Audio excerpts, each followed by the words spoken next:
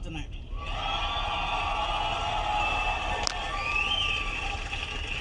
Now, notice I asked Latinos. I wasn't very specific. Because if you call a Latino the wrong one, there's an issue. You call a Mexican a Salvadorian, we get mad. You call a Puerto Rican a Dominican, they get mad. You call a Cuban anything but a Cuban, you're gonna get stabbed.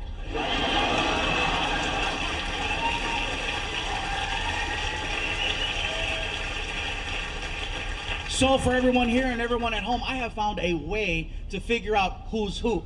It's very easy.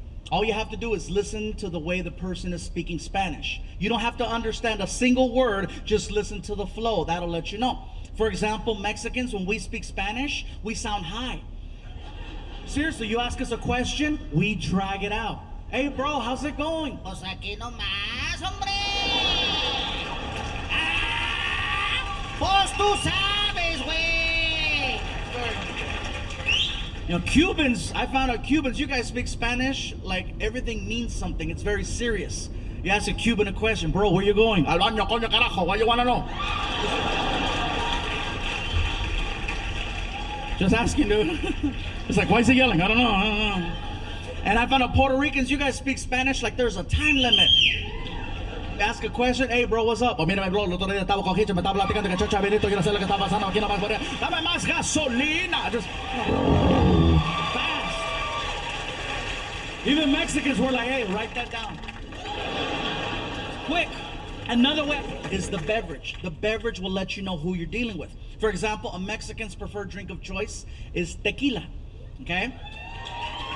A Puerto Rican's preferred drink of choice is either Don Q or Coquito, right? And a Cuban's preferred drink of choice is coffee. Now let me tell you how I know about this one. So a few years ago, Martina and I were doing a show at the Improv in Miami, and after the show was over, I was talking to Martina. I said, hey bro, I said, we gotta try out some of this Cuban food everybody's been talking about. It's our first time here. And so we go outside to catch a cab, and when we got in the car, I figured something out, and that is that Cubans come in every color of the rainbow. Cubans and Puerto Ricans, you go from really, really white all the way to freaking navy black, just hardcore. Wesley Snipes, just dark, oscuro. El negro! Hardcore, you know what I mean? I didn't know that there was such a thing as a black Cuban, because we get in the car and we're speaking Spanish, and this guy turns around and he's black and he's like, ¿Dónde quieren ir? Where you wanna go? I'm like, oh my God. It freaked me out. I thought the partition was tinted. I didn't know. So he's yelling at us, ¿Dónde quiere ir? I'm like, dude, why is he yelling? I said, listen, we want to go somewhere to get some authentic Cuban food. Where can we go? And then he takes us to this place called Calle Ocho, which, for everyone at home, Calle Ocho is Spanish for 8th Street, and it's an area where, you know, it's very authentic. And he takes us to this restaurant called La Carreta, okay?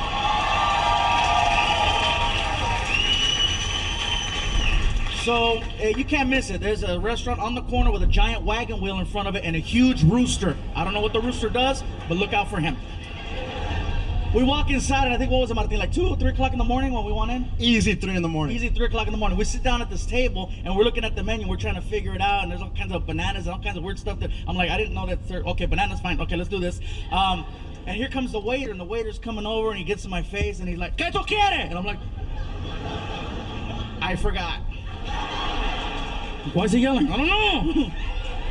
I said, listen, bro, I'll tell you what, let me look at this menu a little bit longer. I think we need some time, right? Yeah, we were like, yeah, we need some more time. And I says, for right now, can I just get a coffee? And he's like, okay, un cafecito. And he walks into the kitchen. He comes back 5 minutes later, seriously, with a little coaster and a shot glass of coffee on the coaster. And he puts it down in front of me, and he's like, okay. And I'm like, what is this? Es un cafecito. I go, dude, look at me. I'm not a Ito. I'm a Ande.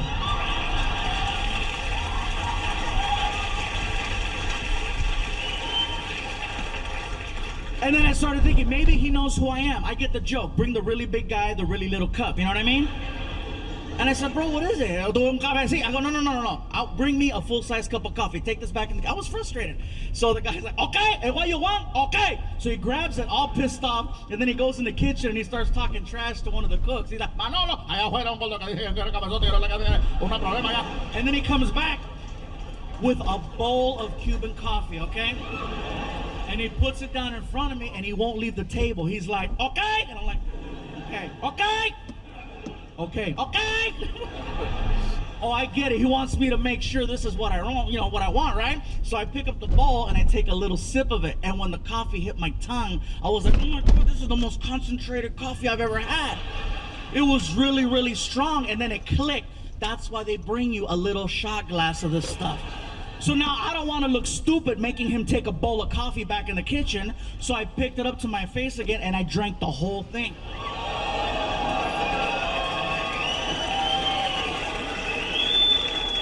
Well done. I knew I messed up, bro. I knew I messed up because the waiter looked at me and he's like, vaya con Dios.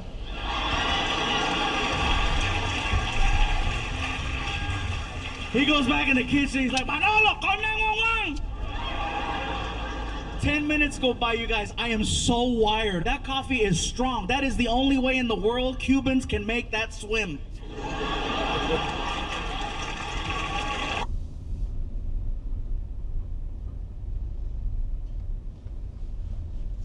Martin and I just got back from India. Yeah. So let me tell you, I started posting on Facebook and Twitter that we were going to go out there to do these shows. And then people started sending me messages questioning what I was going to do. First of all, are they going to understand you in India? Will they understand English okay? Will they be able to follow along with your stories? Once we got there, I come to find out that more people speak English in India than in all of the US and Canada put together. Might as well throw Mexico in there for extra credit. Because there's that many people, and yes, they have the internet. They got the internet, they got Bollywood, they got Hollywood. They understand American culture so much more than we understand theirs. Second thing, people tried to warn me about going over there. Gabriel, be careful. India is a third world country. Don't drink the water in India. It contains parasites that'll make you really sick. Don't eat the food from the street people, especially the street meat. It contains a parasite that'll make you really sick. And most importantly, there's a lot of crime over there.